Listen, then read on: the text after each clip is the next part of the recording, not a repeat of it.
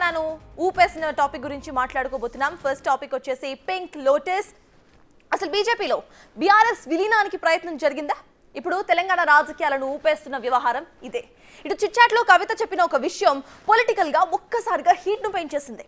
ఎప్పటి నుంచో బీఆర్ఎస్ బీజేపీల మధ్య రాజకీయ అవగాహన ఉందనే చర్చలకు ప్రచారాలకు కూడా కవిత చెప్పిన ఆ మాట బలం చేకూరుస్తోంది. ఇప్పుడు రాష్ట్ర రాజకీయాల్లో ఇదే అంశం ప్రాధాన్యతను కూడా సంతరించుకుంది. బీఆర్ఎస్ ను గంపగుత్తగా బీజేపీకి అప్పగించాలి అనే ప్రయత్నం కూడా జరుగుతోంది అన్న కవిత వ్యాఖ్యలు అసలు బీఆర్ఎస్ లోనే ప్రకంపనలు సృష్టి చేస్తున్నాయి. స్టేట్ పాలిటిక్స్ లో కూడా ఇప్పుడు ఇదే అంశంపై జోరుగా చర్చ నడుస్తోంది. తాను జైల్లో ఉన్నప్పుడే బీఆర్ఎస్ ని బీజేపీలో విలీనం చేయాలనే ప్రతిపాదన వస్తే వ్యతిరేకించారని చెప్పడంతో నిజంగానే ఆ దిశగా ప్రయత్నాలు జరిగాయా అనే విషయం ఇప్పుడు బయటపడింది. దాంతో రాష్ట్ర రాజకీయ పరిణామాలు ఒక్కసారిగా పూర్తిగా మారిపోయాయి.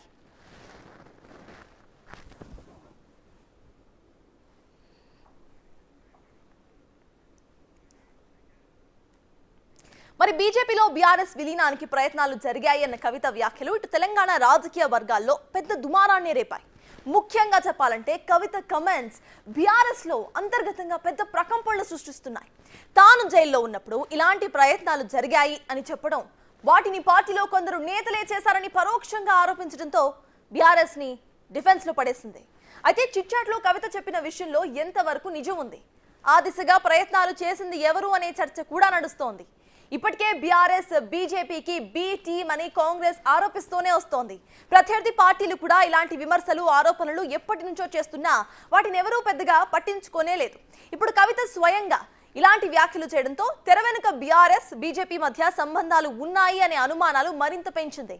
పైగా పార్లమెంట్ ఎన్నికల సమయంలో బీజేపీకి బీఆర్ఎస్ సహకరించింది అనే ఆరోపణలకు కూడా ఇప్పుడు బలం చేకూరుతోంది.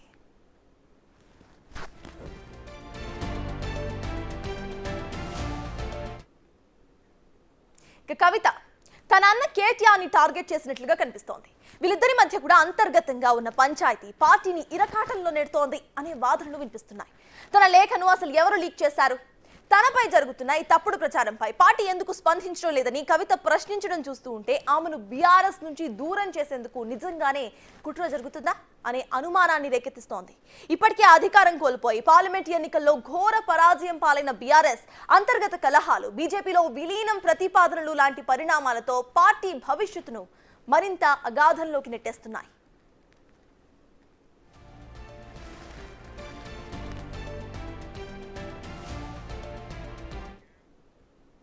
ఇక బీజేపీలో బీఆర్ఎస్ విలీనం కాకుండా స్వతంత్రంగా ఉండాలి అనేది తన అభిప్రాయం అంటూ కవిత చెప్పుకొచ్చారు. తనతో దుష్ప్రచారం చేస్తున్న పార్టీ స్పందించలేదని ఆవేదన కూడా వ్యక్తం చేశారు. తనని పార్టీ నుంచి బయటకు పంపేస్తే అంత సీన్ కూడా ఎవరికి లేదని అన్నారు కవిత. బీఆర్ఎస్ లో కేసీఆర్ మాత్రమే తనకు నాయకుడని, ఆయన నాయకత్వంలోనే తాను పనిచేస్తానని మరోసారి కుండ బద్దలు కొట్టేశారు. వెన్నుపోటు పొడవడం తన లక్ష్యం కానే కాదని, నేరుగానే పోరాడతానని చెప్పుకొచ్చారు కవిత.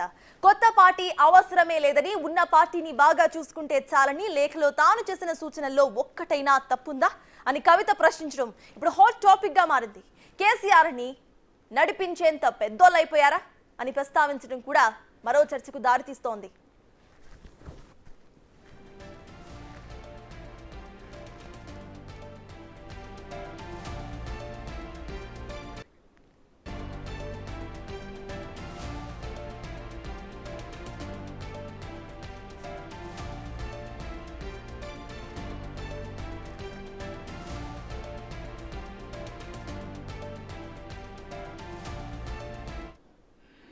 సో ఇంకా చిట్చాట్లో కవిత చేసిన వ్యాఖ్యలపై బీఆర్ఎస్ సీనియర్ నేత మాజీ ఎంపీ బోయినపల్లి వినోద్ కూడా స్పందించారు. రాజకీయాల్లో ప్రకంపనలు సహజమేనని తెలిపారు. ఆయన చాలా పార్టీలో ఇలాంటి ప్రకంపనలు చూస్తూనే వచ్చామని తెలిపారు.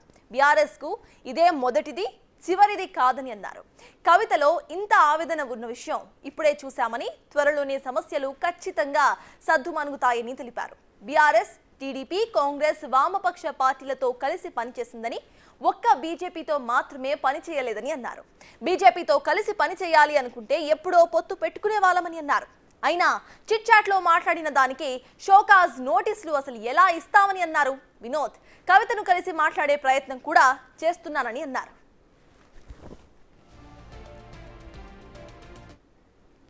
సో ఎస్ ప్రెసెంట్ తెలంగాణ రాజకీయాల్లో బీఆర్ఎస్ ని ఊపేస్తున్న కవిత కమెంట్స్ అండ్ కవిత లేఖకు సంబంధించి మనతో మాట్లాడడానికి we have guest with us Gauri Shankar విశ్లేషకులు మనతో ఉన్నారు. నమస్తే అండి. నమస్కారం.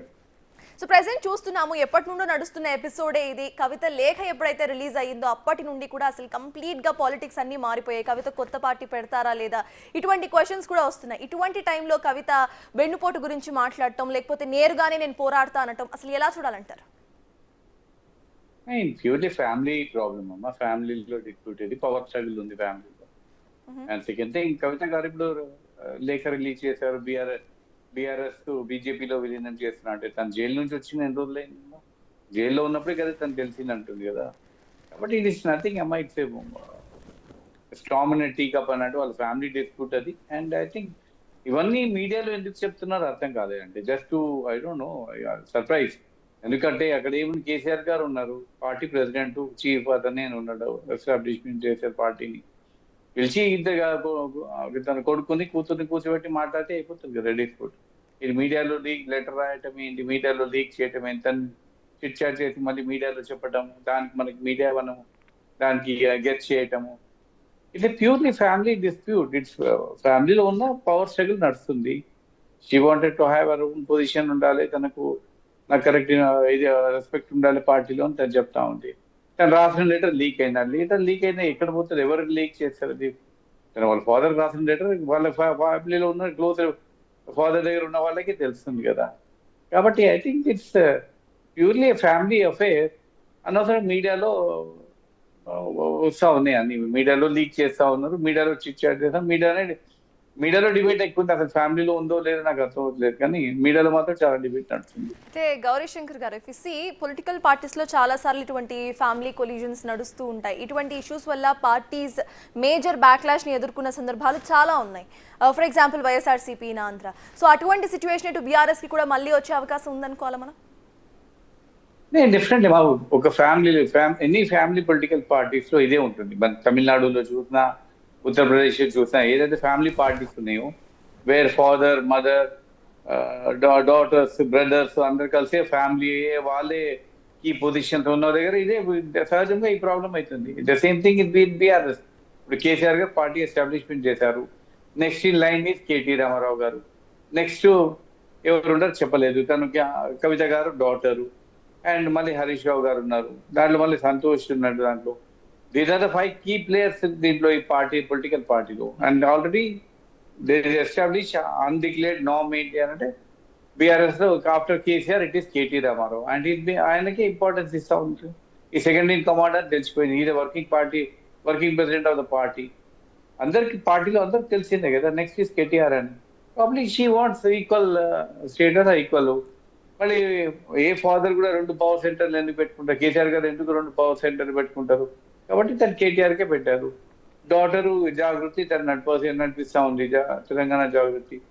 అయితే హీ అలౌడ్ హర్. నా ఇప్పుడు తనకు కూడా ఈక్వల్ గా సేమ్ కేటీఆర్ లాగా ఉండాలంటే మనకు కూడా స్టార్ట్ అవుతుంది పార్టీలో. ఏ పొలిటికల్ పార్టీ కూడా ఇదే అవుతుంది ప్రతిసారి. చెప్పండి. But this is all discussioning in media అమ్మా.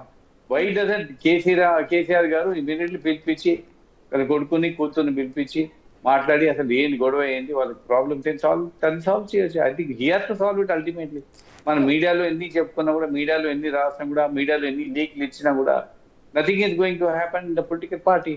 రేపు పొద్దున కేసీఆర్ గారు వచ్చి అన్ని డినై చేస్తారు. నేను అసలు లేనే లేదు, ఆ లేఖ ఎవరు లీక్ చేసింది తెలియదు, ఎవరు లీక్ చేసింది తెలియదు అని అంటే అయిపోతుంది. అంత వాళ్ళు రేపు పొద్దున మంచిగా అయిపోతుంది. గౌరీశంకర్ గారు, మేజర్గా మనం కాన్సన్ట్రేట్ చేయాల్సింది ఆ లెటర్ నేనే రాశాను అని ఆవిడ డిక్లేర్ చేసేసారు. ఆ తర్వాత లెటర్ బయటకు వచ్చిన తర్వాత no one from her family, అది కేసీఆర్ కానివ్వండి, కేటీఆర్ కానివ్వండి, ఆవిడ దగ్గరికి వెళ్ళలేదు. జస్ట్ పార్టీ మెంబర్స్ వెళ్ళి మాట్లాడే ప్రయత్నం చేశారు. ఆ తర్వాత మళ్ళీ కొత్తగా వచ్చి వేరే ఒక పార్టీని స్థాపించినట్టు మనకు కనిపించింది కూడా. అసలు ఎలా చూడాలంటారు వీటన్నిటిని కూడా కాన్సిక్వెన్సెస్? ఇప్పుడు ఇట్స్ ఎ ప్యాట్రియార్కల్ సొసైటీ అమ్మా. మన దగ్గర the system is very clear in BRS కానీ ఇది any political party where family parties are there. ఇప్పుడు కేసీఆర్ తర్వాత కేటీఆర్ అని వాళ్ళ బీఆర్ఎస్ పార్టీలో క్లియర్ గా ఇన్స్ట్రక్షన్స్ ఉన్నాయి, క్లియర్ గా మెసేజ్ ఉంది. వాళ్ళు ఏ పోస్టర్ లో చూడండి కేసీఆర్ తర్వాత నెక్స్ట్ కేటీఆర్ ఉంటారు. And is the working president. That is clear.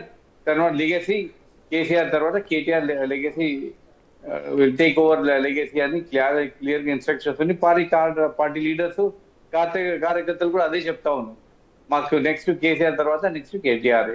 కాబట్టి line is very clear. Now she wants equal importance, లేదంటే నా కాంట్రిబ్యూషన్ కూడా ఉంది, నేను కూడా తెలంగాణ కోసం ఫైట్ చేశాను, తెలంగాణ జాగృతి పెట్టాను, నా కాంట్రిబ్యూషన్ ఉంది, కాబట్టి I also need an equal positioning ఉండాలి అని I think she's fighting for దాని గురించి ఫైట్ చేస్తా ఉంది.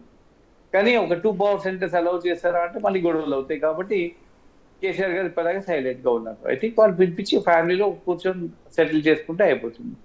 కానీ ఎక్కడైనా కూడా 2 పవర్ సెంటర్స్ మాత్రం ఉండటం కష్టం ఏ పొలిటికల్ పార్టీలో కూడా. మనం తమిళనాడు చూసాము, మనం దీంట్లో రీసెంట్ గా ఉత్తరప్రదేశ్ లో చూశాను, వాళ్ళకు అబ్బాయిని బయట సస్పెండ్ చేసి పార్టీ నుంచి తీసేశారు. కాబట్టి I think power centres, multiple power centres ఉంటే ఎక్కడైనా పొలిటికల్ ప్రాబ్లమ్స్ డెవలప్ అవుతాయి పొలిటికల్ పార్టీస్ లో. Right, we got it. Thank you Gouri Shankar garu. So yes, మనం చూస్తున్నాం ప్రెసెంట్ ఇటు తెలంగాణ పాలిటిక్స్ ఎస్పెషలీ బీఆర్ఎస్ లో అసలు ఏం నడుస్తోంది. కవిత లేఖ తర్వాత కవిత చేసే ప్రతి ఒక్క కామెంట్ కూడా హైలైట్ గా నిలుస్తోంది. మరి నిజంగానే కవిత కేటీఆర్ కి పడట్లేదా, అసలు కవిత పవర్ షేర్ కోసం పోటీ చేస్తున్నారా, లేకపోతే ఇంకేమైనా ఆవిడ కావాలి అనుకుంటున్నారా అనేది మేబీ ఫ్యూచర్ షెల్